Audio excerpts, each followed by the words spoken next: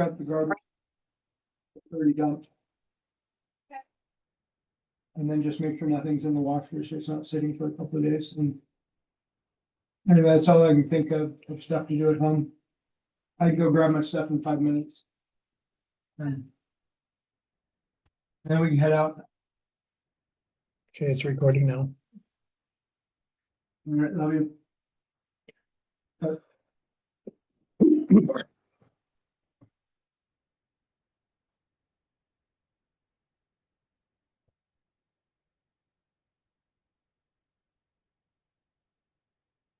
Only made changes to the second PowerPoint today, not the first one.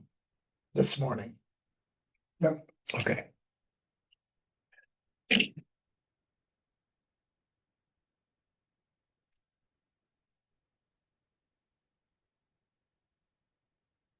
I can get done early. I'm heading out of here too. I'm going up to Susanville. We've done this and head up. Well, I gotta go over to Costco and pick up a couple things and then head up. But once I get all this stuff done.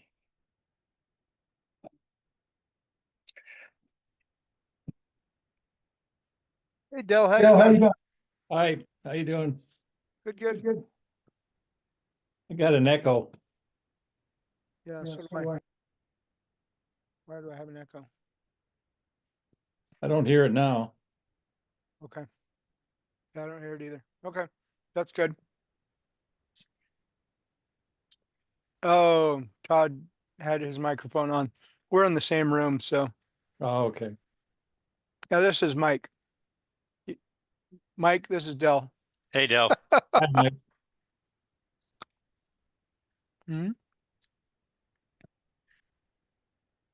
So Del, um, Zoom user is brilliant. I'm gonna have to use that someday. It'll have to be Zoom user 2. Yeah, Zoom user too. Like, how brilliant is that? TOO. I mean, I know it wasn't intentional, but yeah. That's what makes it even more brilliant. Well, I didn't have the app on my phone. And I was out in the car and I had to download the app real quick and I just cut through everything so I could get to the meeting. Yep. And so Hey, what'd you think, by the way? it was good. I had to leave for about 20 minutes and I came back at the end. And I called Chris right after. And Chris filled me in on some of the stuff, but I think all three of us are going to meet with Joel, you and your partner. Yeah, Mike. And so Chris said he had a ton of questions, but he's saving them for that meeting. So, Perfect. yeah. If one thing, talk to Chris. If they're more in depth, have him send them to me so I can be prepared to answer them. Okay. So we were looking at not to bore everybody here with, we were deciding about appreciation versus cash flow. And Well, in 30 seconds or less, let me give you an idea. There's a lot of places that don't have cash flow, and a lot of markets are all really high, so they may take a while to appreciate. okay. And so it's a tough question, I guess is what I'm saying. It's not easy. It's not like 2013. It's like, what do you buy in 2013? It doesn't matter. Like Mhm. 99.9 of all the properties, you'd make a ton of money. You just made you made more in some areas than in other areas. But But you have to also remember what the mindset was in 2013. Everybody was reserved, nervous, scared. So the market is whatever it's going to be. People are going to be scared. They're going to be nervous. Now what we're seeing is everybody's saying we're hoping for the big price drop, the crash. Well, it's not going to happen. So, and then there are people saying, well, we want to see lower interest rates. Well, it's not going to happen anytime soon either. So the question is when is the best time to dive in? So what we've discovered is we like markets that are pretty stable and they didn't have big peaks and valleys. So those are really good markets to be in because they're pretty steady. And then the debt and the financing is also a key to building wealth and building equity. So you just have to, and we can go over that when we get together, what my Yeah. strategy was why it made sense for me. And that's how Joel and I actually got together. So, and it's worked out very, very well for my I just wanted to be in a position to where it didn't matter what happened to the market, I could weather the storm. And that Yeah. was important to me, weathering the storm. So if it goes down, great. If it goes up, woohoo, I'm excited. Well, But like was said earlier, I just want to be able to sleep at night. So that was my whole thing. I've had the sleepless properties. Trust me. Oh, they were just nightmares. But now I just want to not worry about it and have, I just get a phone call from the management company or an email. We got to do this. I just make a decision. Boom, done. yeah, I go on with my day or my night. yeah, that's the way I like it. Yep. You and I are on the same page. I always answer the phone when they call. This can't be good. Exactly. Exactly. In fact, I had one of my management companies, they call me once a year and I go, "Oh, is this a good call or a bad call?" "No, we're just checking in."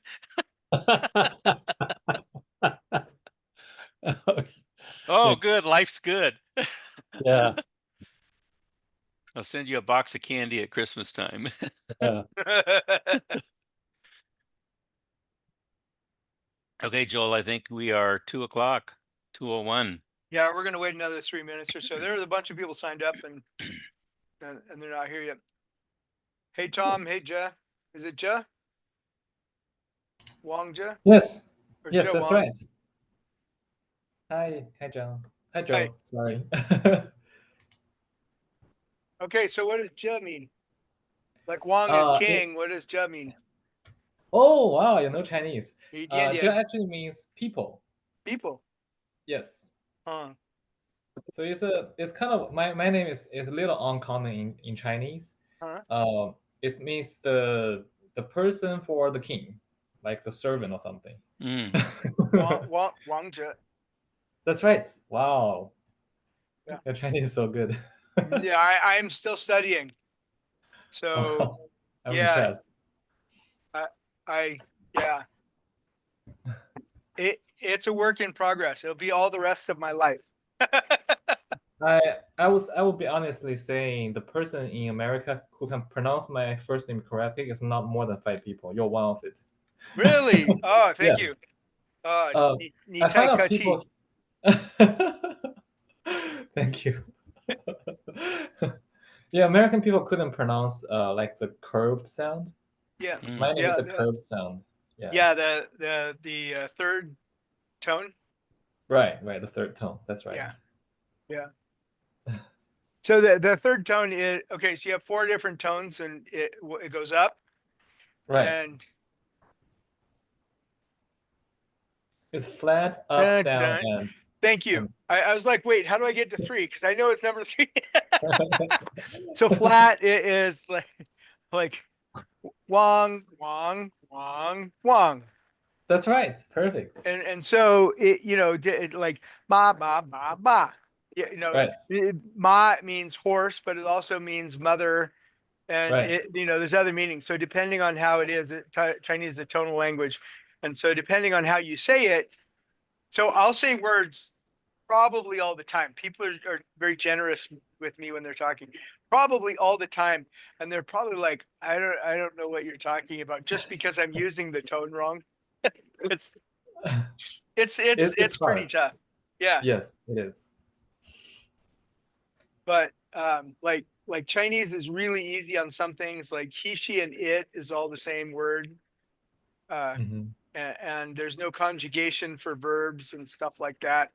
And you just add a word like la if it's past tense. And so some things are really easy, but then like tones not so much. Anyway. Yes, it's hard. All right, we're at 2:04 let's start. I need to pull up the PowerPoint on this.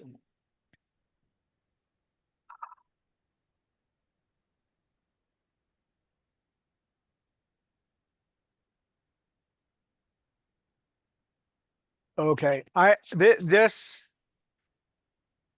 just so you guys know, this is one of my favorite things to present. We presented this particular presentation a couple of times, and it's fun. It's all stories. Like, this is all stupid human tricks and like stuff we didn't know and learned. Like the whole thing. So just hang out and enjoy the stories. By the way, feel free to comment, make observations, ask questions, stuff like that. All right, so let's begin. We're gonna start like this. Yeah, well, welcome everyone. We're doing 25 things we've learned by investing out of state. And now I will share my screen.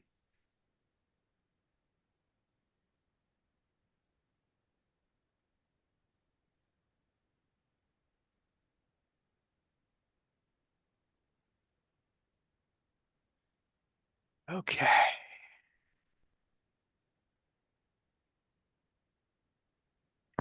So as always, we included the beginning, kind of who we are. We are educators. Mike's been in real estate since 1980. I've been in real estate since 2000.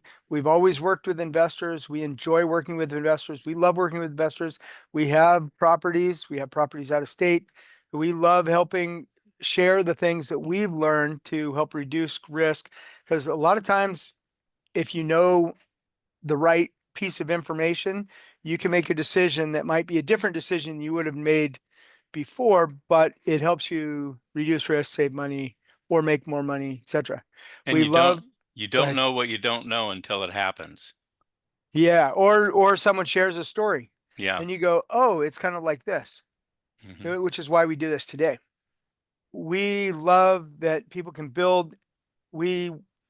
Our business is focused around helping investors build and restructure their portfolios. We start with ourselves. Almost all of these, I'd say 90% of these stories are ones that we've been through ourselves, and some are ones that other people have told us. Our focus is small residential investors who are holding long-term with the intent to build portfolios to retire, pass on to other people, or sell at some point in the future. And these are things we learned over decades investing outside of California. Mike started investing in 2001 outside of California. I bought my first property outside of California in Idaho, bought a fourplex, and we'll talk about that. That's a couple of the stories have to do with that. And that was in 2004. So let's get going.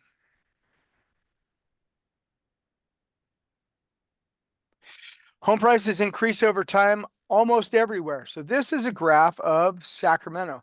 Now the black line is the United States. So you can see that some markets don't trend with the United States. In fact, most markets don't trend with the United States. They may appear similar, but there are a few markets that follow the United States average pretty closely, but a lot of them don't. Some of them are under or over at different times in the market cycle.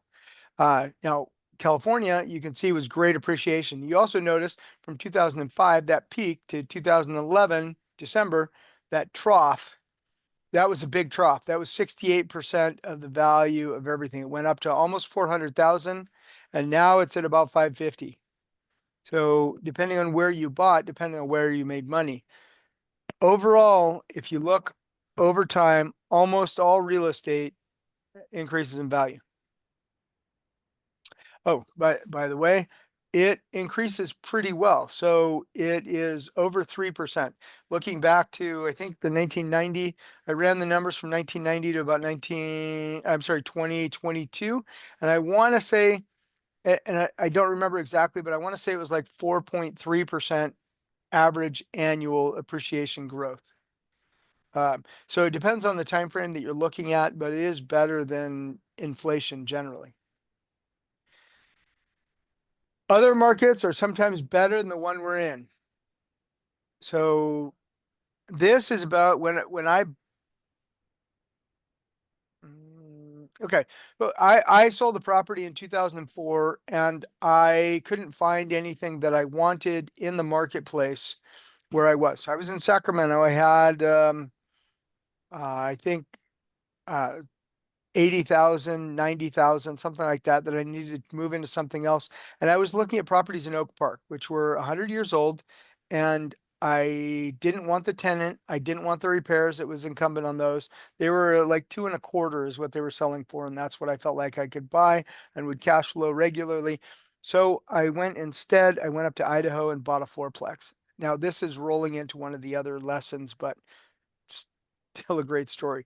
So I went from here to there, one single family home, sold it and bought a fourplex there for 255 was the number I bought it for there back in 2004. And but this example, and you can see from the screen that Des Moines, Iowa, from 2011 to 2025 went up about 150,000, while Phoenix, Arizona went up 350,000 through that same term. Now, you can also see different Des Moines, Iowa, very stable market, just gradual appreciation, where the Phoenix market, not so stable. Strong ups, strong downs, strong ups. We don't know what's going to happen in the near future. I suspect we're not going to see any of those strong collapses in the near future, that is over the next 10, 20 years. We may have to wait for the next cycle for there to be any kind of substantial collapses, just because I think the market has changed. The way we look at real estate and the markets has shifted in people's minds, and it also politically, and by politically I mean it's politicians that make the laws that then everyone has to run off of. So things have adjusted over the last 15 years since the Great Recession. They don't make the same mistakes as they did before. There'll be different mistakes. How those are going to affect the market, we don't know. When you exchange, improve the quality of the next property. That was my single family to the fourplex. So went from a 19, I believe it was a 40s property to a brand new property. It was just built. No, it never had an owner. The fourplex was brand new. And that was one of the main reasons why I did it, is because I knew I wouldn't have to worry about a lot of repairs and I'd get income from 4 tenants rather than just one.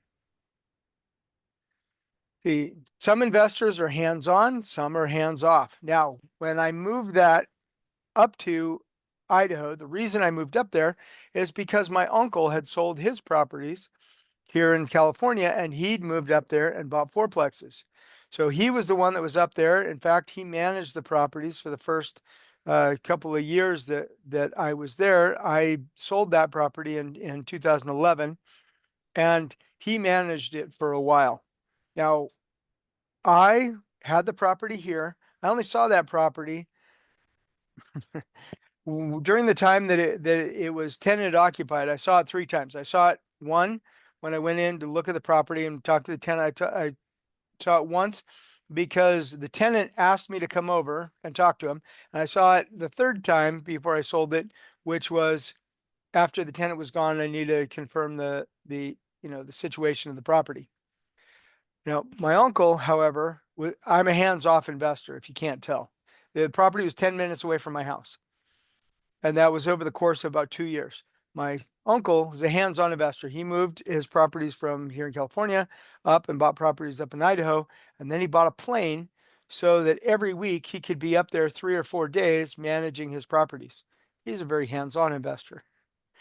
You have to decide what kind of investor you are. Are you a hands-on investor? That is, you need to be touching it, you need to be in it, you need to be doing it, you need to be managing it, you need, etc. Or hands-off investor, where you're like me, I don't want to manage it, I don't want to mow the grass, I don't want to know the condition of the property other than is it in good shape? If it's all good, I'm fine. I don't want to know the length of the grass. I don't want to know if the windows are clean. I don't care. I want to know that the tenant's happy, that everything's progressing, and that the income is coming in. So this is important for you guys to figure out, for everyone to figure out for themselves, because it's an individual situation. Taxes differ by state. So the Peterson Point was the area where I bought it in Idaho. And I got to about 2007, and my wife and I were at the downturn. I wasn't making much money in real estate because the market was down for real estate agents, the number of sales, etc. And I couldn't figure out why I wasn't making more money for my fourplex.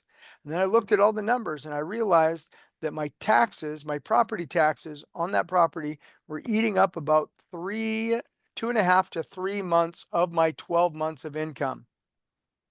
So about 25% of all of my income was eaten up just in property taxes. And that's when I realized, oh, okay, one of these things is not like the other.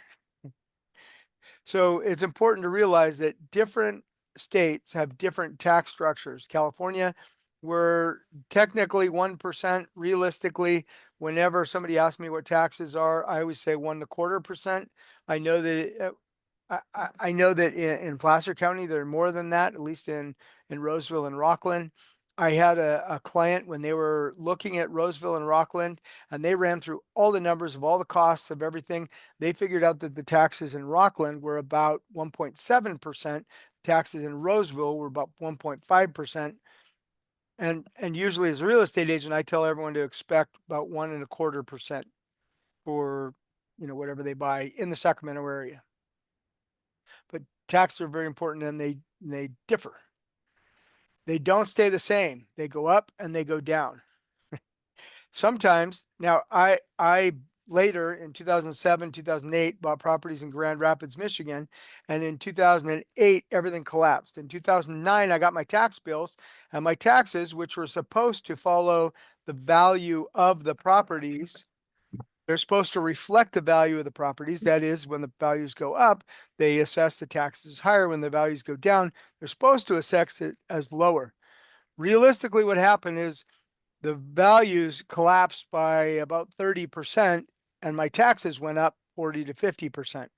So we went to the municipality and said, hey, these are wrong. Will you reassess them? They said, sure, we'll do that. Now, then what we found out is what we already knew was that they used two numbers. There was like the assessed value and then something else. So what they said is, okay, yeah, your assessed value, yep, that went down. But this other number is the one we actually used to calculate taxes on, and that one went up. So it's going to be different. One of the things that is really important to note is Texas and I believe South Carolina. Those taxes can be quite high. Texas doesn't have any income tax, but it makes up for it in property taxes. And there's a variety of other states that have quite large property taxes. Now, markets change at different speeds. This was Sacramento and Rexburg, still in the same story. In 2011, where I sold in December of 2011, which was just the right time in the Sacramento market, because January 2012 was the bottom of the Sacramento market. And this is what really clued in for me. What I realized is my money that I'd taken to Idaho to purchase a fourplex there had gone up 11% from 2004 to 2011 when it was sold. However, if I had kept that property, it would have gone down. The average from the peak in 2005 to 2011, beginning of 12, was 68%. Median sales price decline in Sacramento County. So if I had kept that property, it probably would have gone down about 50% from the value that I would have sold it at, or that I didn't sell it at if I didn't, to where it was.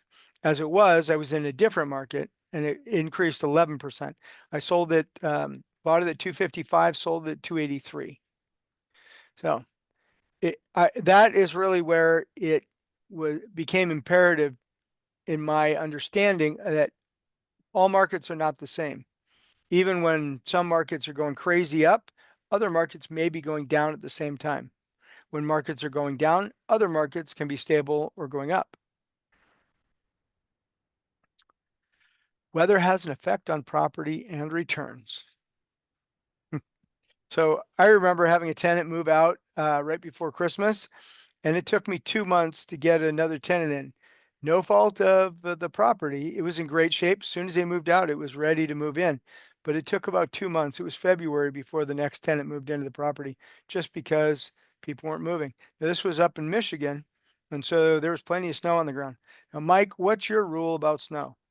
Oh, Mike's rule when I do investing, I don't buy property that has an area where there's snow removing equipment. It doesn't mean that it doesn't snow, like in Tennessee where I'm at and I have my properties. It snows maybe an inch or so and it's gone within 12 to 24 hours, but there's no snow blowers, running up and down, roads closed because you can't drive it because the snow drifts are so high. That's just one of my personal rules. So what'll happen is over time, you will come up with your own set of rules of what that would be. So we have clients that only insist on buying condos, and that's what their comfort zone is. I'm not comfortable with that, and then we have clients that want to buy just 4-bedroom, 2-bath homes. And there's good sides and bad sides to that. They want to make sure that they got a family and a big family. My results on 4 bedrooms is there's a lot of abuse that happens because there's a lot of people there. My sweet spot for me is 3-bedroom, 2 baths. You get families, you get growing families. They're just the perfect style of home for what I like to do. So you just have to decide on where your comfort zone is. And some people, like I said, like condos because the association takes care of everything. You got the exterior stuff, but the only problem with the association dues is they never stop going up. They always go up over Yeah. time. So Yep. All right. Number 9, cold weather limits what stuff you can do. So I have literally had properties that we finished repairing in January. And we're like, okay, we got to paint the outside. When's that going to get done? They go, I don't know, but we'll do it. And I said, well, okay, when? And they go, oh, I don't know. It depends when it warms up, because it's got to warm up enough for the paint to cure and dry on the outside of the 60 property. 60 to 70 degrees. So Yeah. whenever that is. So March, April, it depends. If it's raining a lot, then it may be longer. So yeah, and I never really thought of that. We rain in California, but you paint between rains, and we're never too cold. Water expands and it freezes. So Mike, what do we find in Missouri? Oh my word. We were looking at a lot of properties out in Missouri and they have a lot of houses with basements. So we're looking and checking these houses out and you walk downstairs and there's big cracks in the walls downstairs in the basement. There's sump pumps, moisture coming through. So I asked the agent that was showing us around, I says, what's this all about? Oh yeah, that's very common. We have a lot of that. It freezes and stuff, but we have a fix. We can do this, we can do that. Um, I don't know. I was not impressed with that. That's just a huge maintenance scenario. And then it also tilts the house sometimes. The foundation kind of moves a little bit.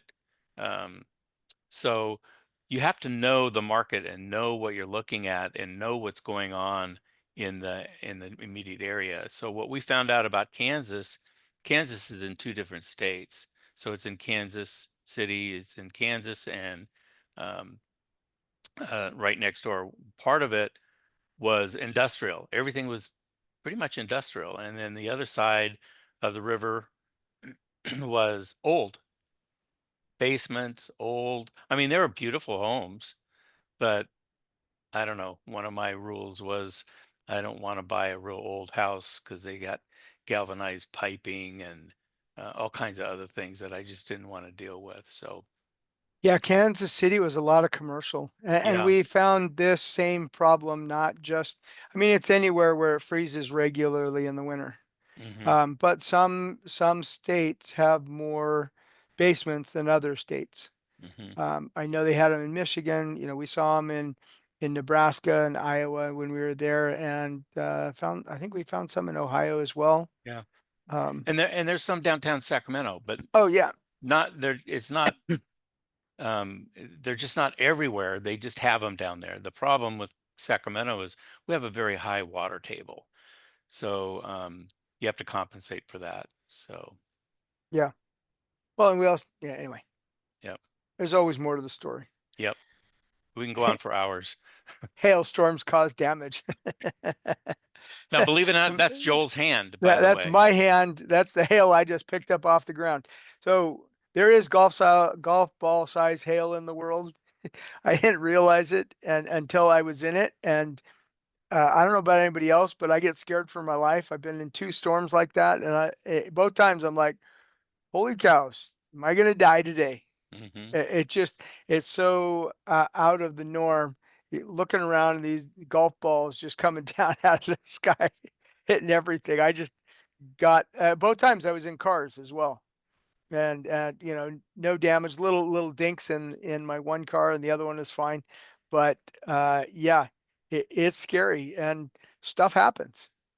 You know, hailstorms not uncommonly cause damage to roofs, and that's frequently part of the. In fact, I was talking to somebody, I think it was in Oklahoma, and they were saying that if your, I think it was in Oklahoma, it may not have been, if your roof was like more than 20 years old, to buy it and get a loan, the lender was requiring that you have it replaced because um, what would happen is that then you'd get hail damage at some point, and then the insurance company would have to replace it, or it would cause damage and leak, and the lender didn't want that risk, so they just wanted it done so it didn't have to worry about it, because obviously it causes more damage to an old roof that's more degraded than a new roof.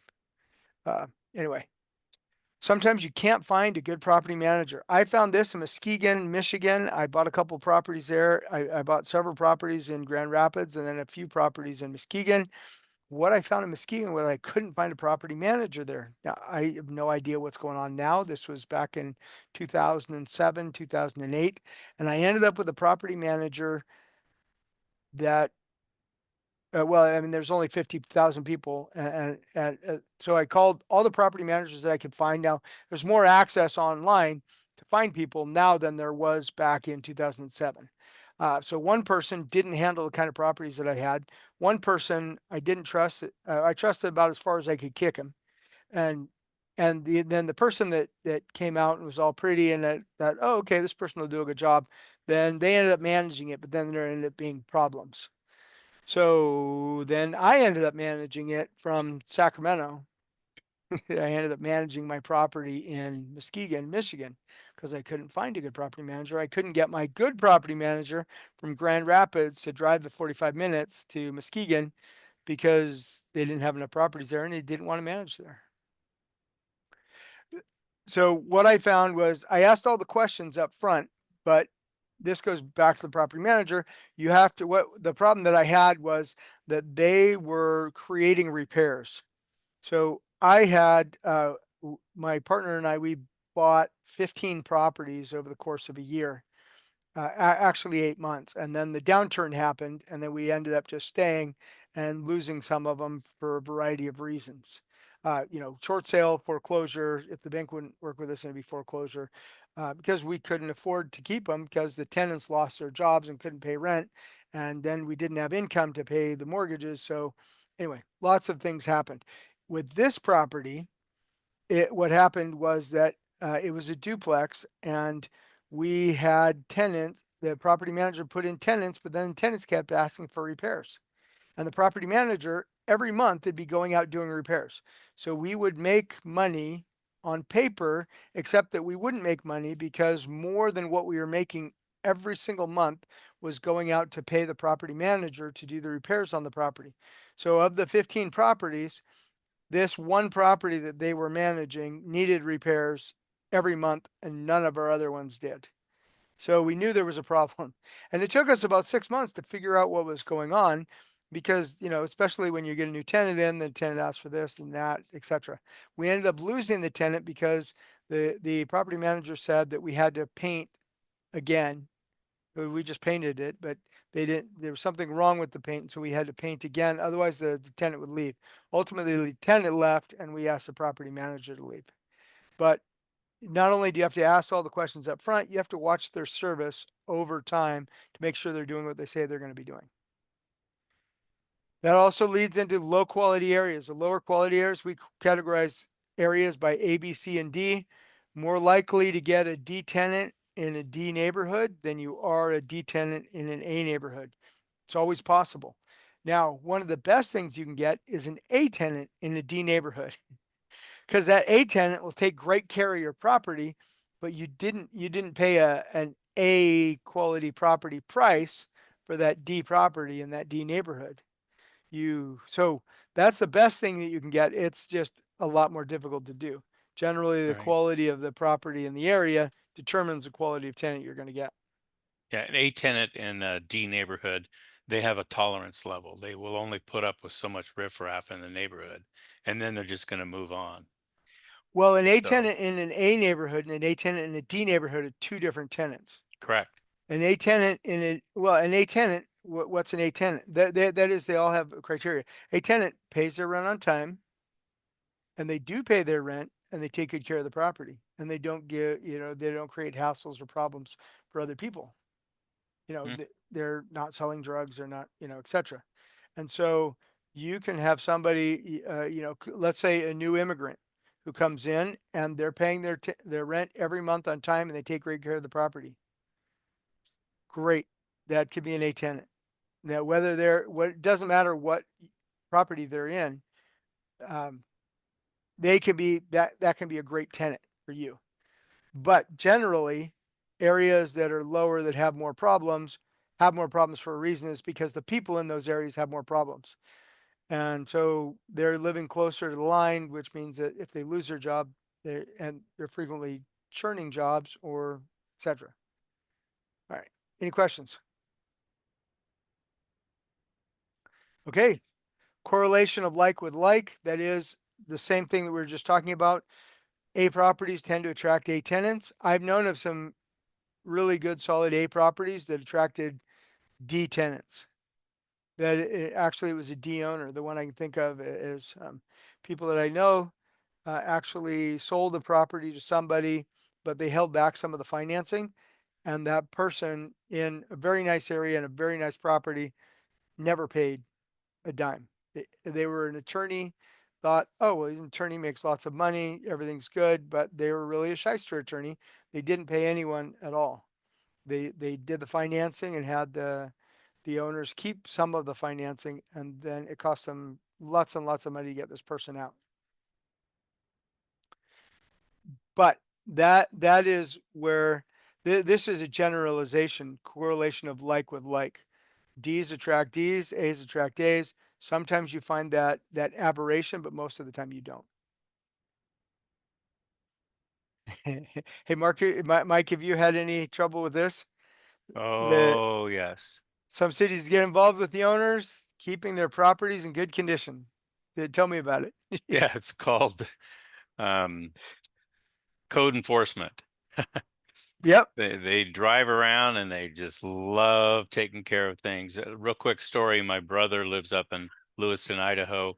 He's retired sheriff, and they hired him for code enforcement because he had a demeanor that was very calming and everything. So I told him, I hate you now. I don't like code enforcement people. And you're my brother. So he laughs.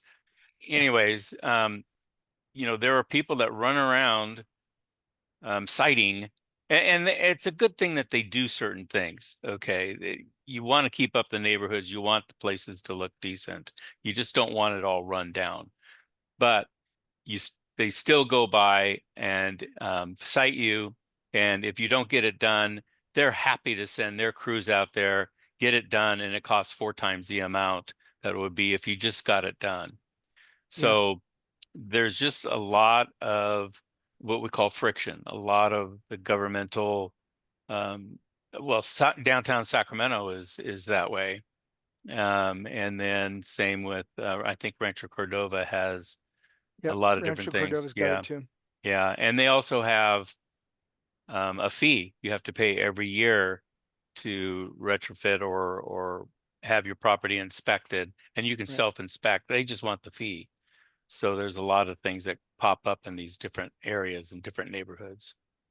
Yeah, and it varies different by areas. I put Grand Yeah. Rapids on here because that's where I first ran into it. But I know it's in a lot of different areas across the nation. And Mhm. sometimes it's $100 fee for the year. Sometimes it's like every other year. Sometimes it's way more intrusive than what we were just talking about. So Yeah. What we've experienced too is there's a lot of HOAs out there, but we had one market, and we were looking at properties, and the agent said, yeah, there's an HOA and it's $150. And I go, oh man, $150 a month. Oh, no, no, no. You misunderstand. It's $150 a year. Now, my Mississippi properties that I own, it's $100 a year that they charge for the HOA. Well, that's a good thing because that also helps maintain the area in the neighborhood. You don't have 18-wheelers parked out in front, dripping oil all over. You don't have people running a auto repair out of their garage. So it hey, there's just, nothing wrong with auto repair in your garage, Mike. yeah, yeah, cars all over, oil running down the driveway. So there are some really good things about that. You just the bottom line is you just need to know what it is and if it works for you.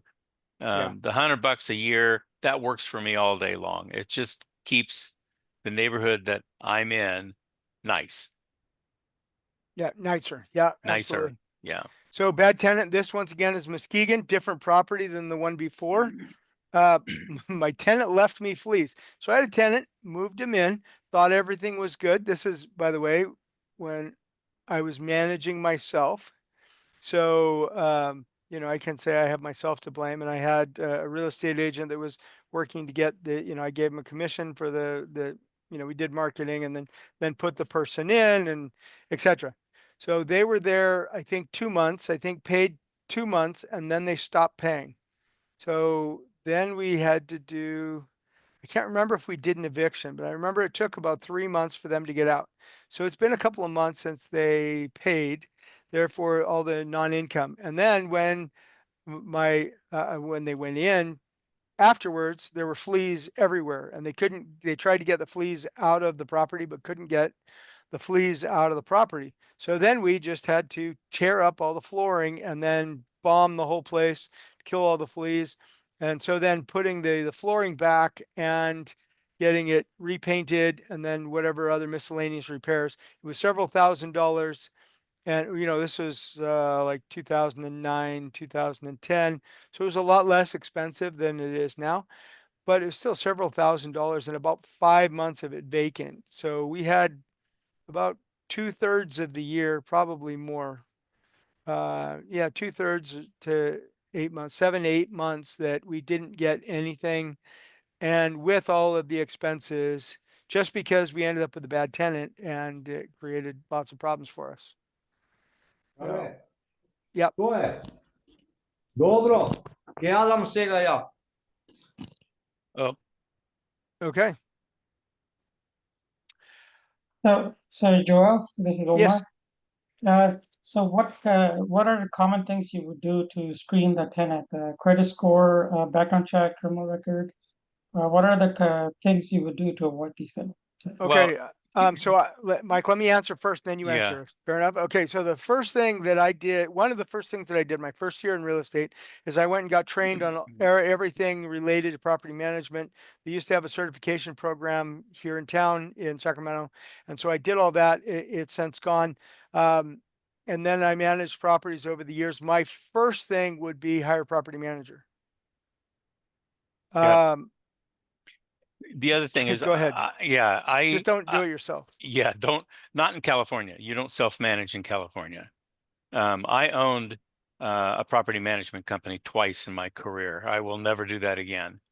So I know a lot about management and know a lot of the techniques. So the thing is we were talking a little while ago, I like to sleep at night. I don't want any hassles. So the bottom line is that you interview the property management company, ask them appropriate questions, because you physically don't want to do it unless you're hands-on and you want to go do it. I don't want to do it. I just want to make sure that when there's an issue that pops up, does the management company know what to do and how to handle the situation? And if they can, and they answer the questions that I have correctly, I'm all over it. Just here's the property, go take care of it, and I can sleep at night. That's really big. And management is one of the biggest keys to owning property anywhere. It doesn't matter if you're in California, down the street, or if it's clean across the country. So like Joel said, he probably visited his property 3 times. Well, I've owned a property here in Sacramento and some up in Auburn, and yeah, probably visited just a few times, and I've owned them for years. I just don't go by them. So it doesn't matter whether they're down the street from you because you never go by them, or it's 2, 3, 4 states over. It doesn't matter. Yeah, to me personally, it doesn't matter. It can be down the Yeah. street. I'm not going to look at it. Yeah. That's me. Other people will go by and they have a lot of anxiety about it, and they feel like they need to check and Yeah. see how long the grass is, and if there's garbage out in front. But Yeah, now to go back to your question of like what things you should do, I can't tell you because I don't know. And the reason I say that is like the things that you just mentioned, yeah, they're absolutely good things, but I know that there's restraints and constraints here in California with regard to those. I would check with the property manager. I know that some of them, I think many of them don't check to see if they have like parole violations or other things. That's not the right words, but they don't They're not allowed do a to. background check in some respects because you have to know what the laws are, because you can get sued by somebody who is not your tenant. They can say, hey, you're biased against me and you didn't choose me because of whatever, because you're racist or whatever it is. And and so I'm not even sure anymore what things should check or should not check about them and what the implications are. That's here in California. A couple of years ago we did, and I'm pretty sure if you look at our website, gobbright.com, GOBBIWRIGHT.com, Mike's last name, my last name.com. I believe in 2023 in the fall, we did one on tenant fraud. And so we talked for about, I want to say it was an hour and a half, I think, on tenant fraud. We had somebody who's now an agent in our office talk about not being able to get her tenant out for like a year and a half. It was through COVID, but it wasn't until, all these things happened. But we also had our property manager on. They were talking, if I remember correctly, they said that it's getting more and more difficult. That is, many of the applications that are coming in are fraudulent. They're falsifying the numbers, but you can't always tell. And he was saying because he sees so many of them and he knows what kind of things that they do, he's much more able to check and see which ones are fraudulent than which ones are not. And that it's becoming institutionalized. That is, they're telling, people are telling their friends, oh, well, if you want to get a lease, well, this is what you tell them. And so they're not writing things that are true even on their application, and you're not sure which of the things are true and which ones are not. So once again, it goes back, and I'm only talking about California. I can't speak to it because I haven't been in it, around it enough in other states to know what the legal implications and applications are. The best thing that I've seen, if you're gonna, and I heard this both from my family members and also from friends, they said if you want a good tenant that's gonna take good care of your house, check their references, etc. Go run through the application, but then meet them at their place and see how they live in their house. If there's garbage everywhere, if everything's taken care of, or if it's not in their house and or their car. Like go Right. out to their car, see how they keep it.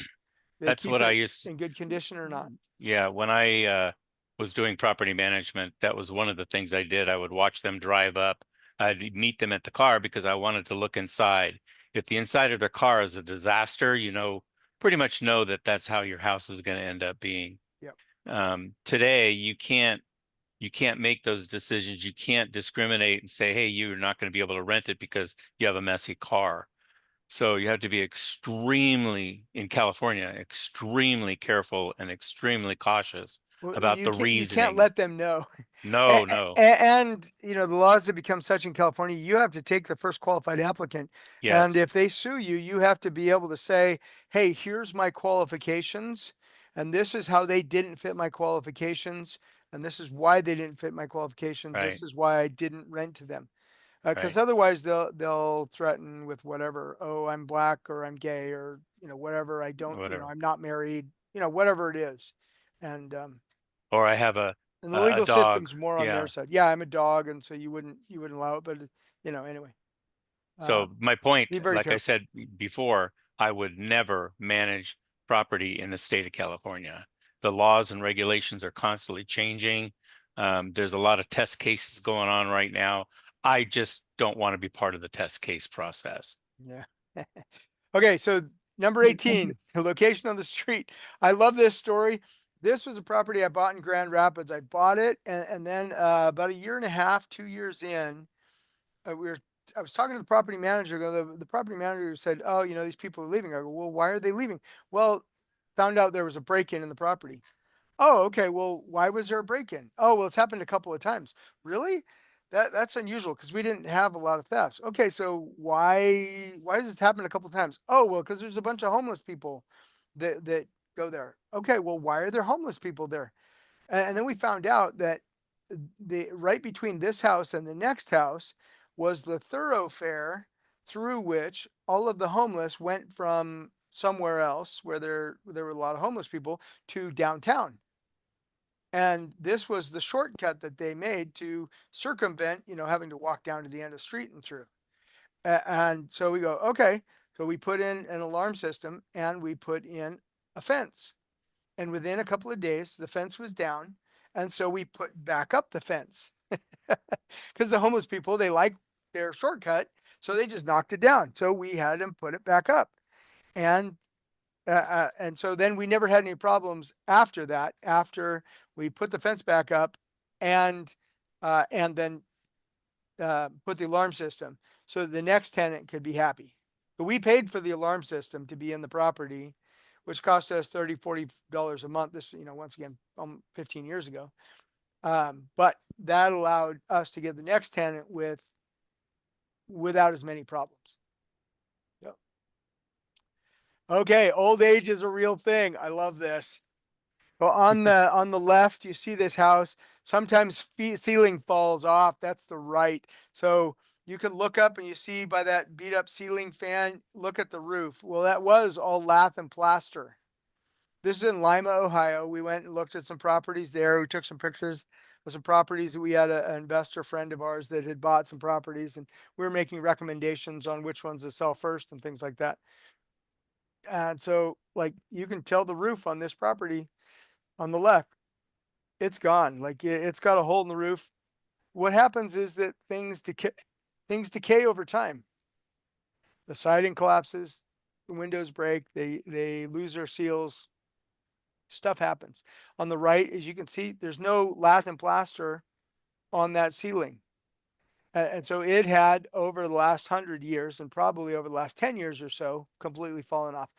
You know, my thumbnail thought is that lath and plaster falls off after about 100 years.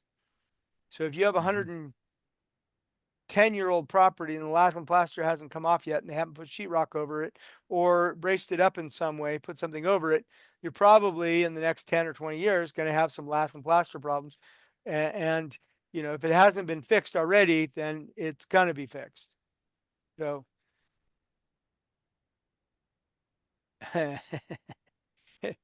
we had a friend of ours who came and they were talking about we were talking to a property manager, and he had a client from the Bay Area in Oakland where he ended up paying, Mike, I don't remember how much it was. It was like 10,000 or 13,000.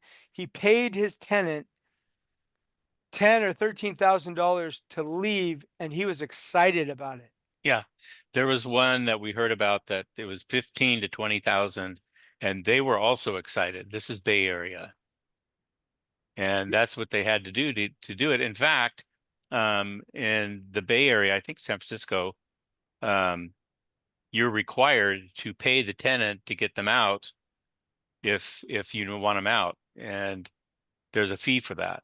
So the tenant's excited, they get $10,000-$20,000 and they get to move on. Now, there really isn't much for them to go and rent in the area, but you're able to get them out. And these owners were just ecstatic.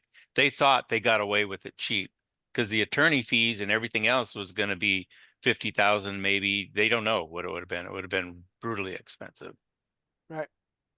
So I did this Camino house. This was a listing that I had, and they needed, it was some family members that were in there. So they had to do an eviction on the family members. It was a probate. So somebody had passed away.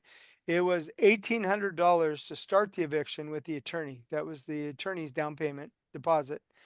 And then it was overall about $4,000 in about 6 months to get the eviction done on that property. And that's about what we find as well. So Yeah, the here in attorney- California right now. Yeah, the attorneys call that retainer. Yep. So you had to put an $1,800 retainer. Joel, Mike, Yes. do either one of, both of you 1031 your properties out of California? Yes, I've done quite a few 1031s personally, and I've done a whole bunch of them for clients. So Mhm. yes, it is a great tool. It is absolutely wonderful. Yeah. Um, 1031s are great. Yeah, but there are some rules and there are some timetables to it. But yeah, it's wonderful. Absolutely wonderful. No, I was asking to see if you still had property in California. I don't. I'm fully vested out of California, short of a small little house that I live in when I'm in California that I don't rent out. I have So- my personal residence in California. Yeah. Thank you. And personal residence, you don't do 1031s. It doesn't, that tool doesn't you can't exist for exchange that. personal. Yeah. So you can lose a property for non-payment of taxes. Remember the one I was talking about, the property manager that I ended up managing? I could never get tenants back into that property. I couldn't find tenants in Muskegon. As a result, it sat there. And after a few months, when it got into October, November, the cold weather came in and the pipes froze, and it was a duplex, one on top of the other. So the pipes froze on the upstairs and it liquidated the downstairs. then with the downstairs being liquidated, literally and metaphorically, the tweakers moved in. So then the tweakers moved into the property, and I couldn't afford anything because lots of tenants were having problems paying their rent because a lot of people were out of work. And so the tweakers weren't there all the time, but they'd go in, use it to tweak and then leave, etc., homeless, etc. Eventually what happened to that property is that the municipality took the property and then sold it at auction. I don't know what it sold at auction. I know last I saw it, it was up for auction for $5,700. And I couldn't buy it and make money. So even though the loan that was on that property was released by the bank, so there was no loan on the property to buy it. Well, and also when they take it back and they foreclose on it for taxes purposes, then it removes all the loans as well. But the bank didn't want to have anything to do with it. I didn't either, because it was only worth $20,000. If I purchased it for $5,000, it was going to cost me $20,000 to get it repaired, back up to snuff, to get another tenant in. And then I had all the problems that I'd had the year before, couldn't get tenants, etc. So I ended up losing the property, not to foreclosure, bankruptcy, short sale, but actually to tax repossession. So that was fun. Hard. This is also in Muskegon, but it's a different property. It's the one that had fleas. So it was a tenant after. So I really thought that the area was a C neighborhood, but after a few years of the downturn, because remember I bought it in 2007 before everything had collapsed, and then everything collapsed. So like by 2012, 13, it was apparently no longer a C neighborhood because one of my tenants in the other property was complaining about a guy going out down the street, one of his neighbors going out and shooting into the air. And so, like, okay, whatever. Well, it sounds like it's not a C neighborhood anymore. You got to be careful where you buy, because your B's might move to C's, your A's might move to B's, your C's might move to D's, your D's might move to F's. Location is important. Invested on a property. This wasn't one that I owned, but it's one I invested in. Loaned some money to a guy. He was doing wholesale flips, and he ended up, and we couldn't figure out why we were having trouble, why he was having trouble selling it. And then, so I went to Indianapolis to kind of figure out what was going on, and come to find out, the house was right next to a bar, and it was in terrible condition. And so eventually they did sell it, but we had to work out some terms of what was going to happen to us, because I don't think we got all our money back from what we'd invested. But didn't realize that, stupid human tricks, a Google map search would have told us that. But we didn't realize it was right next to a bar until I actually went up and went, oh, hey, what's that? Oh, that's a bar. And the next one is also in Indianapolis, another property. We had this kind of the same problem. This one, you sometimes got to go smell the problem. So we went to it. I walked in, looked around, and went, and noticed there was a problem. And it was actually another investor that I knew.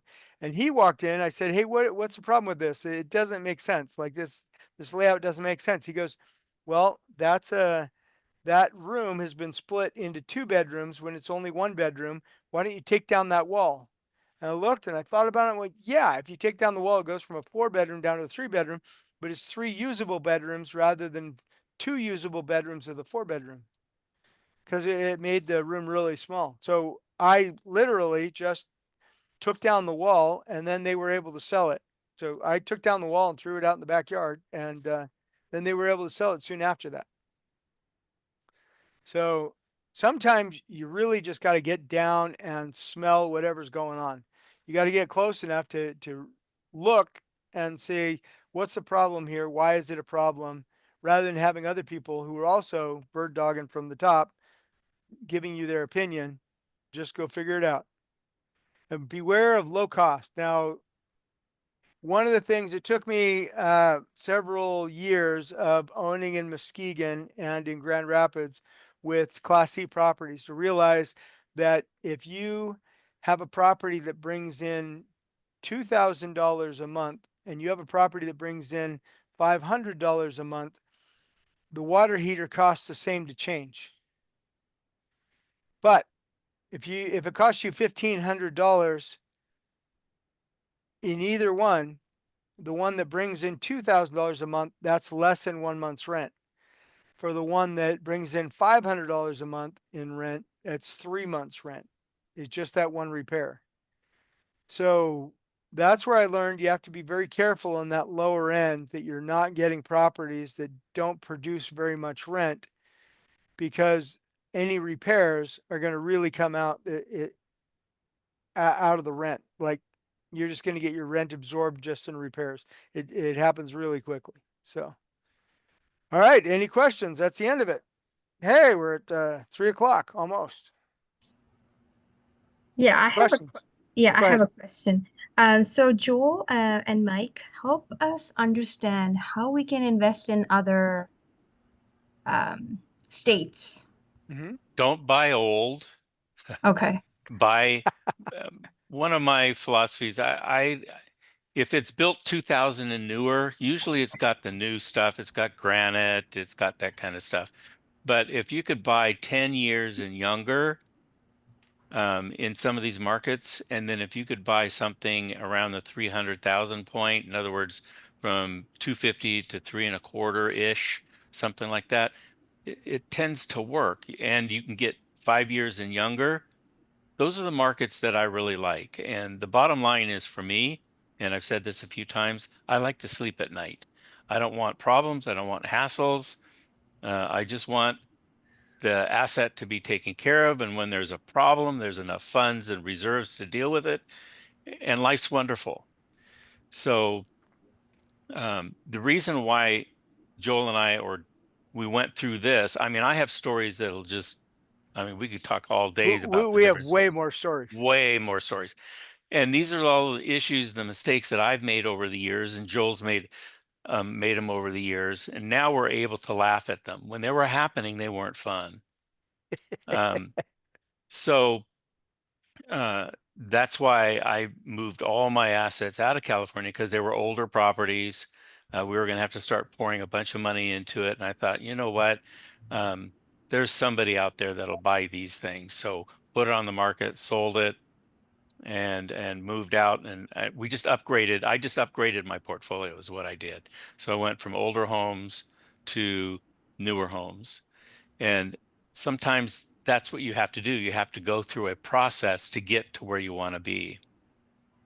So over the years, I bought, you know, some of these older homes and these older properties and had issues and problems. So, and then you sell those and you move on to the next level, and then you move on to the next level.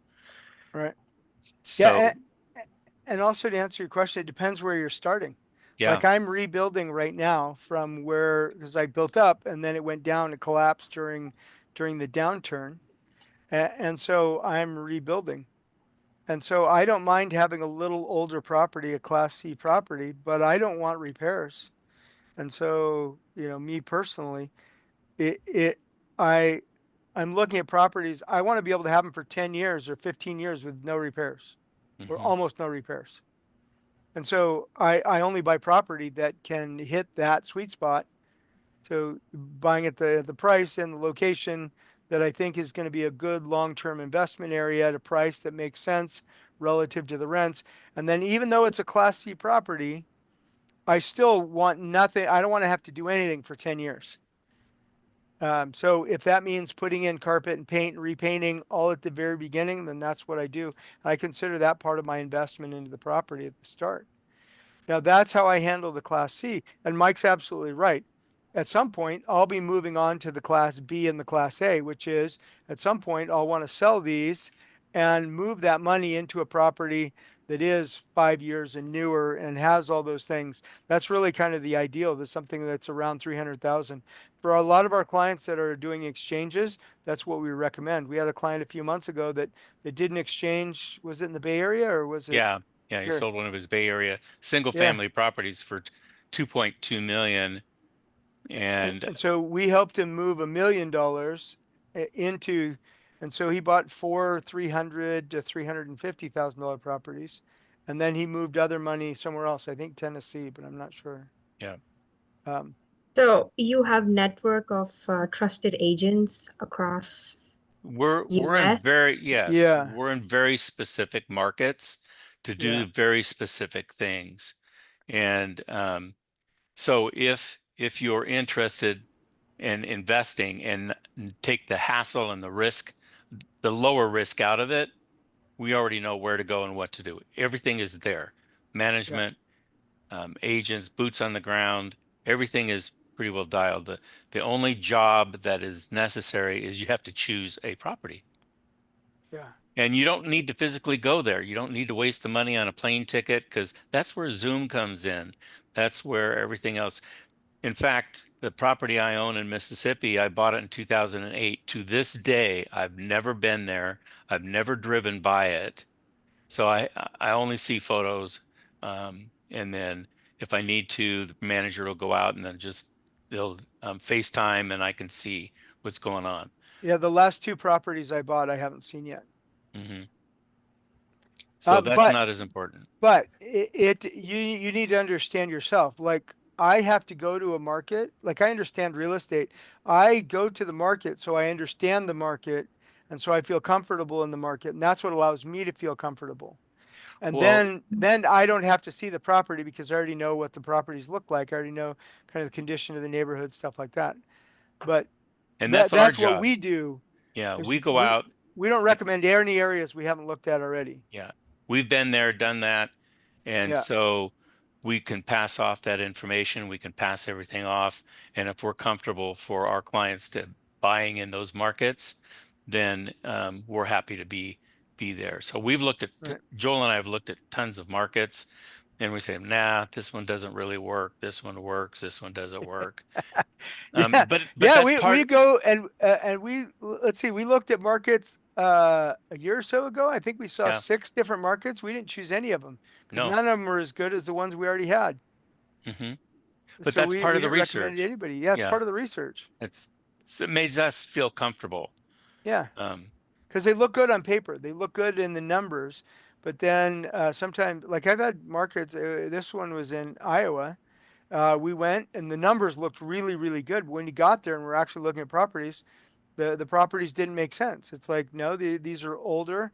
They're not getting the kind of returns. Like when we're actually looking at properties and going, okay, this is the price, this is the rents, then it didn't make sense. And so we've never recommended our clients go there. It's not that it's a bad market. It's better than probably 80 or 90% of the markets around the nation, I think. I mhm, think that's my mhm, feeling, but mhm. it's not as good as what we want to recommend to our clients. Right. Here's another interesting thing when you're buying out of state. Here in California, there are a lot of fees that you have to pay for as a landlord. You have to pay water, garbage, and sewer. When you're in some of these other markets, the tenants pay everything, and Yeah. they're allowed to put it in their name, and the owner of the property is not liable for it. Where here in California, if it's not paid for, they lien the property. So you're going to end up paying it. So those particular items is not an expense on your expense line. So those go away. So right there, even if you got the same amount of rent per square foot, you actually made more money net because you didn't have the expenses. Yeah. So those are Yeah. the kind of markets we like. We can run the numbers pretty well that way. We track 800 markets. So every month we we have virtual assistant who runs the numbers of the median sold price for 800 different cities across the United States. And those cities are in 268 different market areas. So like Sacramento metro area is one market, one metro. Um, and you know, some have multiple cities. LA is a ton of cities. One metro, but it's a ton of cities. And then there's um, you know, if all kinds of cities which are just one city, one metro. So hmm but we track all that stuff because we're looking at it from 10 different ways because we're looking for ourselves, like where would I want to invest? And that's what we take. And then we just make it available for everybody else. So Mike and Joel, like, what are your like? Say, just we just have something right now. Let's say for 300K out of the state. Let's just see, like, you put 20% down. What are you kind of It's ROIs? yeah, Anything it's actually 25%. Yeah, usually 25%? Okay. you Yeah, get better financing. Yeah, financing terms at yeah. So 25%. calculate 25% down. That's just what it's going to be. Yeah. If you go 20%, the financing isn't as favorable, and lenders Mhm. don't really care for that on non-owner occupied. Okay. So, like, how much positive cash flow are you expecting based on this? Is hypothetically or just roughly, Yeah. look at what you see, just rough idea. Usually not very much. And the reason I say that is that most markets right now are high throughout the United States, and we expect them to get higher. 2 years ago in 23, Mike and I looked at the markets and looked at the situation of everything that was going on. And we came up with 15 different reasons why the residential prices are not going down. Mhm.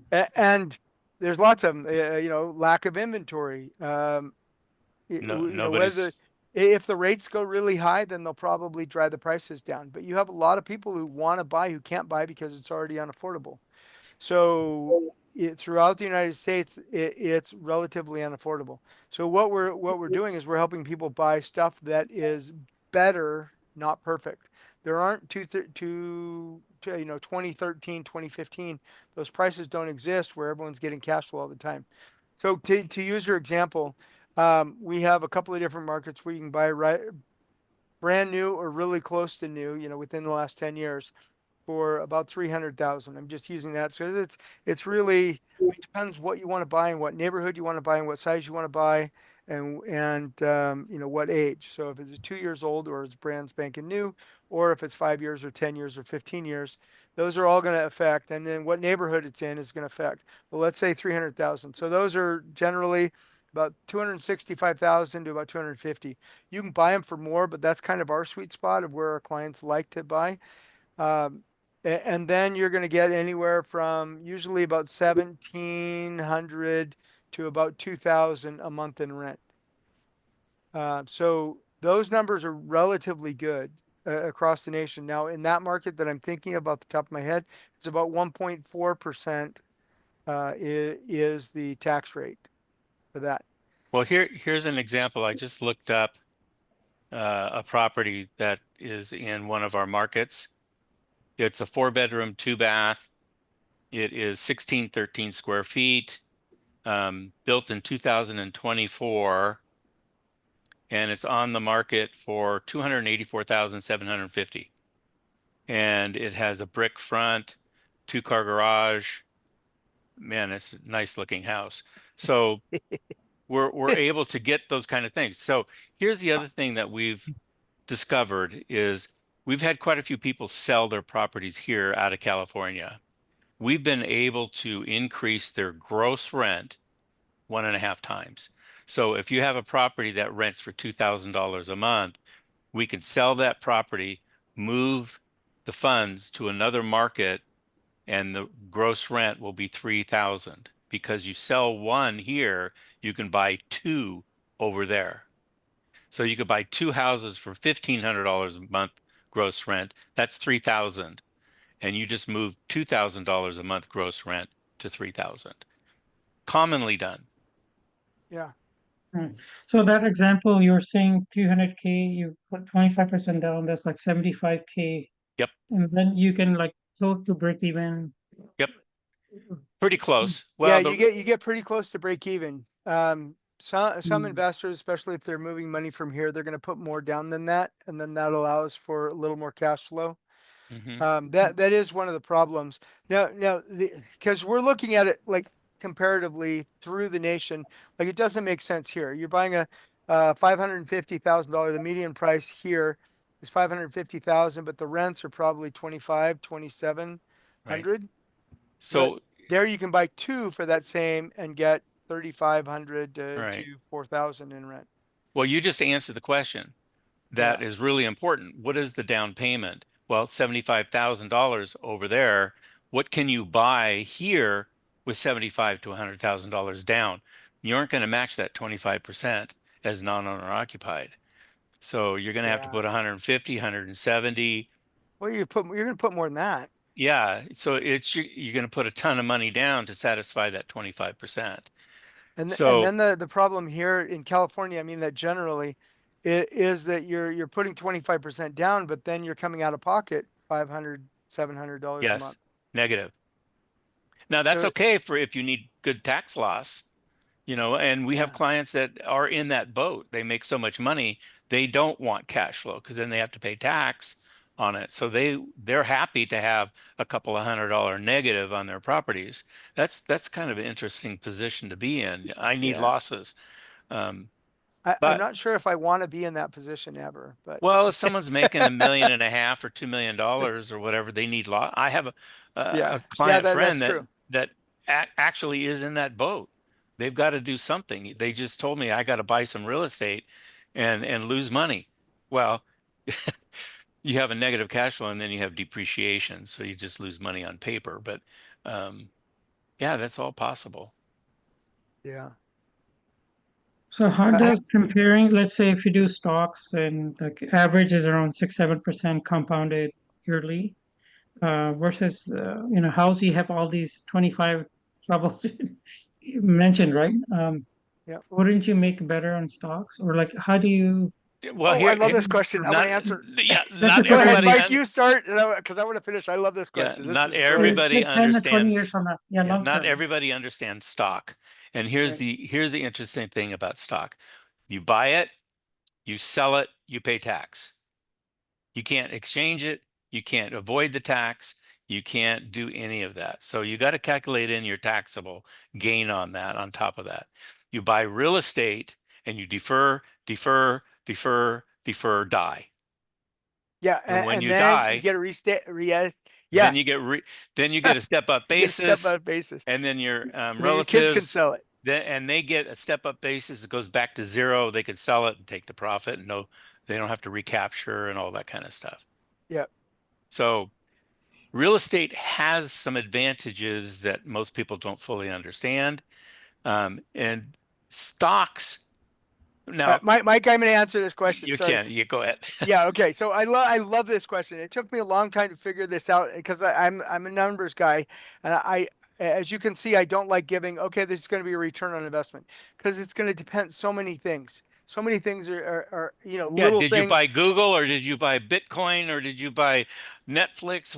Yeah. But I mean, even in real estate. So okay. Look at the S&P 500, with the last 100 years, about 7-8% return compoundedly. So Well, let's say roughly that. Right? Yeah, Go ahead. let's use those numbers. Let's say 7%. So here I look at things on the macro level. I've looked at stocks over the last 15 years or so. I've investigated stocks, not so much for stocks, but trying to understand investing theory so that I could better understand real estate theory. But it's also given me an idea, an observation of stocks, the stock market, Wall Street, etc. So let me tell you some of my observations. If you're looking at stocks, first of all, they say it's, I mean, we're using the number 7%. Okay. So 7% return annually compounded over time. Great. That's a good return. And I completely concur with the conventional wisdom now of if you're going to go in stocks, put it in a mutual fund. I'm sorry, not a mutual fund, but like exchange traded funds. I don't even know the name of it. Basically, a low Index load, fund. so it costs you almost nothing, and put it relative to the index, so that it's mostly attached to the index. And I think that's the best way to make money in stocks. And let's say if you're making 7%. Now, in real estate, I've found over the last 30 years or so, you're making generally, and this is the market average as a whole, that means some or more, and half or more, half or less of about 4 point something percent. Now that's not including leverage. So if you're making 4% in appreciation, and this is over time, because remember, sometimes it's negative and sometimes it's really positive, but you have it leveraged at 25%. So you have 25% of your money in and 75% in loan pay down. Then just the appreciation, that 4% appreciation on that 25% makes that a 16% return annually on average. Now remember, there's some areas that do far better than this. This is why real estate is such a powerful investment. Just buying a home and sitting on it. And leveraging it. With leverage. Leverage is what makes it powerful. Yeah, now, the I looked at correct the kind of numbers leverage. comparing to the S&P 500 and the Dow over the last 30 years. And overall, the stock market does better if you're just looking at appreciation. If you're looking at appreciation, most of the time, the stock market does better. But if you're looking at appreciation with leverage and loan pay down, those two things, then stock market, it pales in comparison to real estate. Well, you understand that when you buy a stock, you pay cash for the whole stock. You buy one share, 100 shares, it's cash up front. So your return on your investment is 7%, let's say, annually compounded on your cash in. Well, when you leverage a house, you put your 25% in, but your appreciation is 4% or 4.5% on the total. So if you buy a $300,000 house and you put $75,000 down, that 4% is on 300, not your 75,000. So you factor in the 75, the number's staggering. Yeah, on the so rate then of you're at return. 16% rate of return just on appreciation. That's not including the amount of money that you gain from paying down the loan.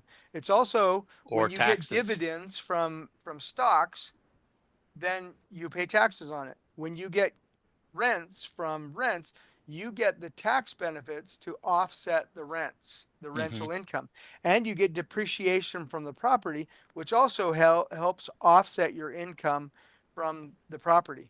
So How you would get you- your income that's paid for, and then like Mike's saying, when you sell it, if you sell a stock, you have to pay the taxes on it. You sell a piece of property, yes, the cost of selling it is greater, but you don't have to pay taxes on what your gain is because you can move it into another property. So you can defer those taxes until you die or you cash out and then you do pay it.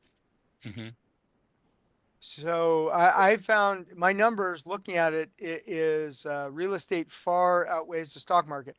Now, the caveat to the stock market is there are a few stocks which will go up 100%, 200, 300% a year. If you're in those 1% of stocks, and then you're going to do really, really well, and you're going to far outperform real estate. But if Well, you're in the other 97% of stocks, then you're probably going to underperform real estate. and you got to pick the right stock. I mean, Yeah. how many stocks are out there? Thousands. You Because know, I've lost money on stocks. And what I mean by that is I invested in a stock that went to zero. I invested Yes. in a stock where the company went broke. And my money in that stock went to zero. Lord's always blessed me with education before capital. And that can happen. Now, I would say one more thing, and then Wong will answer. I'll get to your question. So the other thing with stocks is if you're looking at the indexes, and this is the way they always plan the indexes. Look at the index, and then look at the index 10 years ago, 20 years ago, 30 years ago. The index from 30 years ago had I don't know, half of those companies are still on the index. The other half are gone. Mm. You know, you probably only have a 50-year term on a stock. Almost any company in 50 years, like the Stables, Intel is having trouble right now. And yet for years it was a darling of the stock, and an amazing company, but It was they part of the go through their Magnificent life Seven. cycle.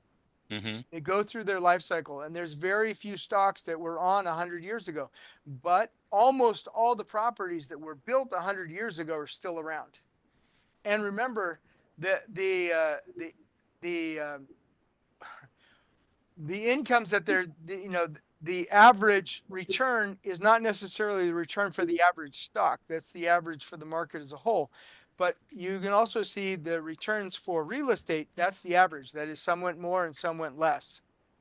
But they always, anyway, I'm going to be done with that. All right, Wong, what's your question? Yeah, thank you. Before I ask my question, I want to say actually, Umer's question were one of my two questions. So Okay. thank you for him to ask this question to give some context about my question. So I guess my question is kind of sweeten up this Umer's question a little bit more.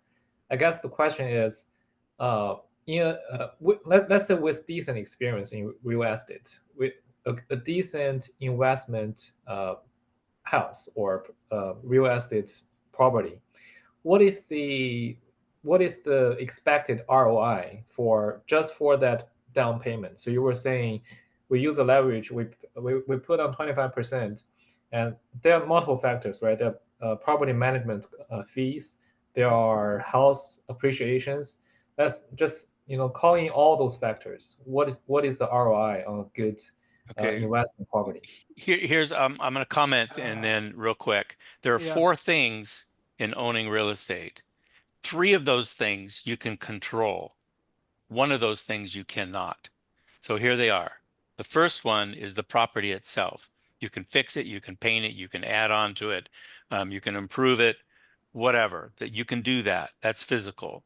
The second thing is the tenant. You can raise the rent, kick them out, improve the tenant, leave it vacant, whatever you want. You can control that. The third thing that you can control is the financing. You can refinance if the rate goes down. You can play with the numbers. So what I did in some of my properties is the rates went really down, and I refinanced to 15-year. I didn't pull cash, and I didn't extend the loan amount. So what I did was I changed the time frame. So the shorter the time frame, right now in my portfolio, just to give you an idea, every month I make payments on my houses. My net worth goes up $5,000 a month.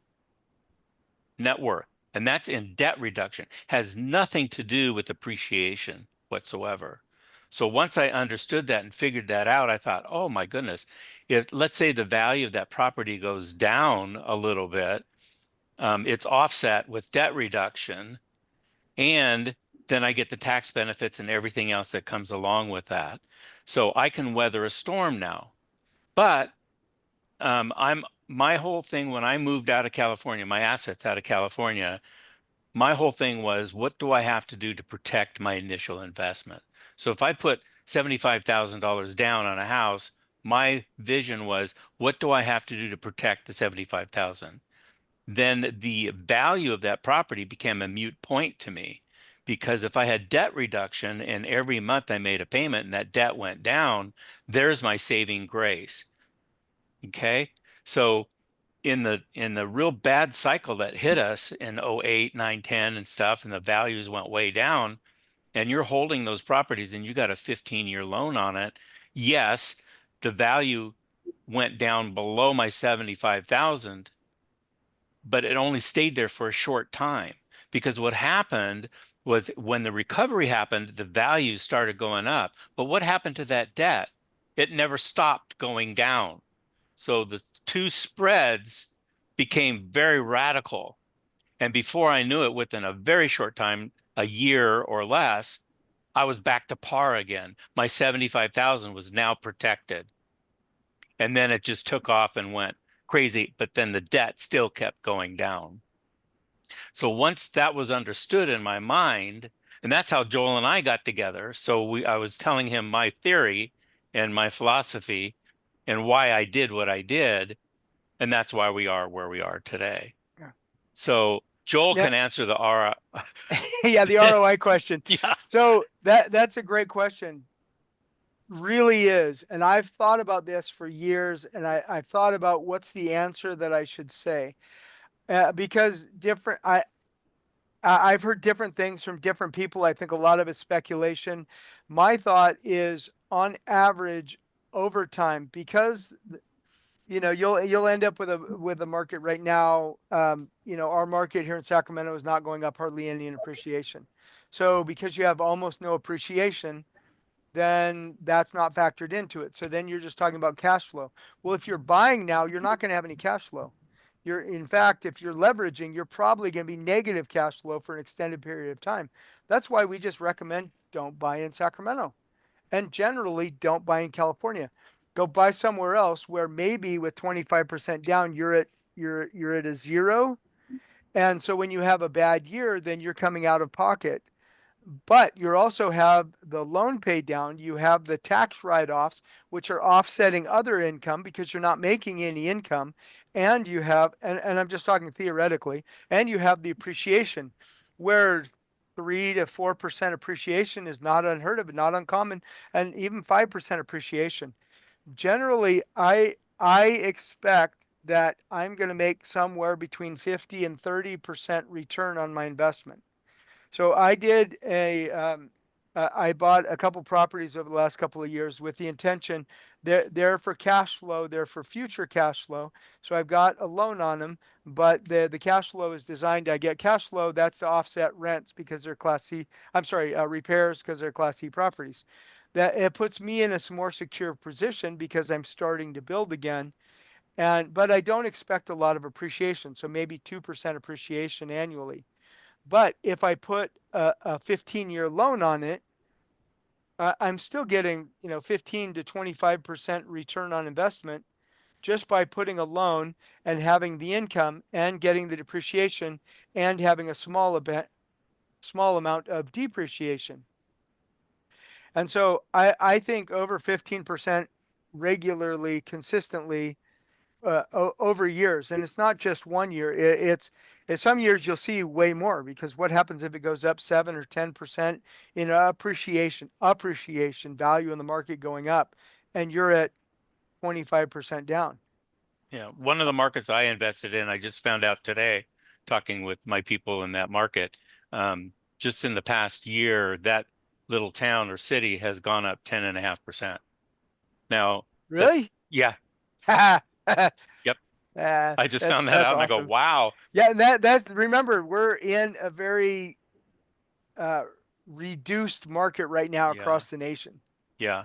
So there are certain towns, certain areas that are doing quite well, and then there are other ones that are just kind of just dragging right along and doing good.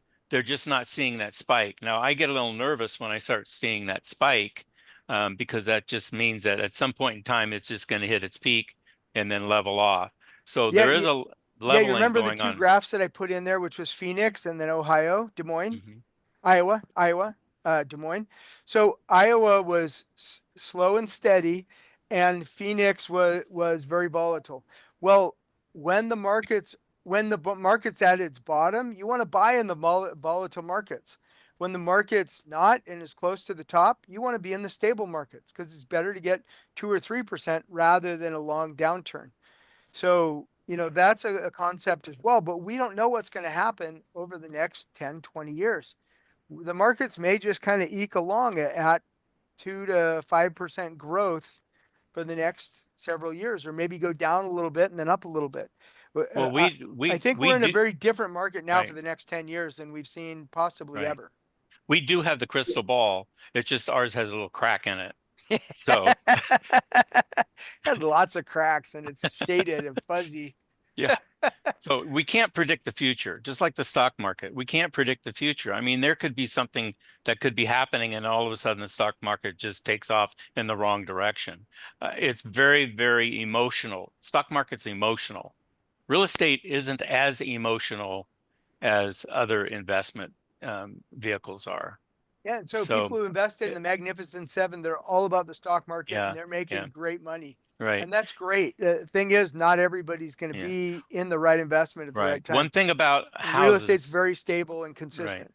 One thing about houses and single family, it is a necessity of life. Yeah, not going Water away. is a necessity of life. Food, housing, soap, toilet paper.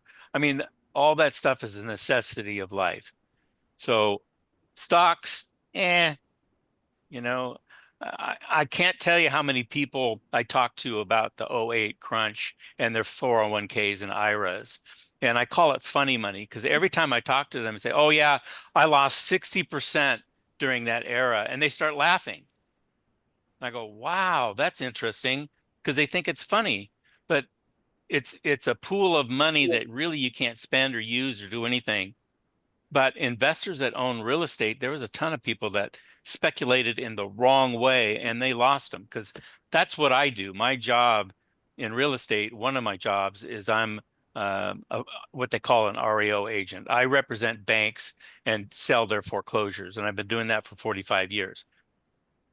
And then I started analyzing how some of these people were buying these things, and I was watching it and I was waiting for the crash to happen because I knew it was going to be big.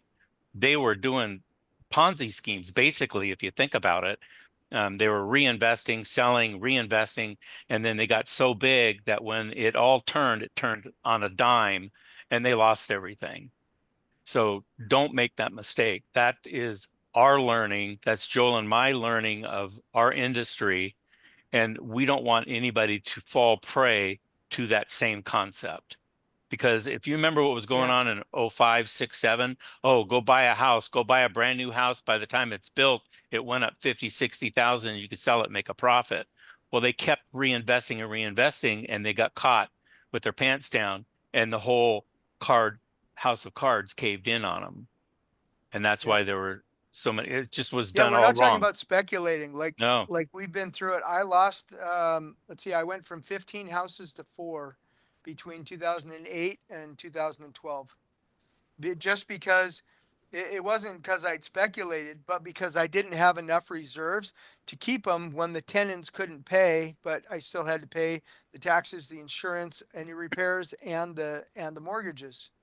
So we kept all the properties that didn't have mortgages because the income wasn't coming in. It was, the expenses were greater than the income every month.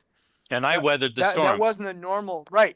Mike was in a different situation. Yeah, and I weathered the storm and never lost a house. I had everything lined up because I've been through so many cycles now. I've started in 1980. Well, that was a down cycle in the 80s and interest rates were 18%. I survived and learned my lessons, or learned a lot of things during that cycle. Then we rolled into the 90 cycle, and I learned a lot more during the 90 cycle. And then we moved into the 2000 cycle, and I learned a lot more again. So,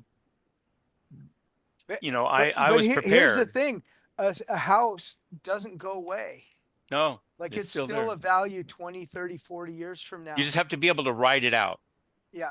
And that's what you they do say that in by the having stock. reserves Yeah. and by not trying to get too aggressive with Right. your loans And that's what try and make too much money. And that's what they say about the stocks. Don't sell, ride it out, hold.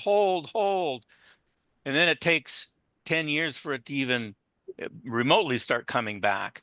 But I mean, how do you play that? So here's another philosophy about real estate. Don't wait to buy real estate. Buy real estate and wait, because it will always do right. It will always pay off over time.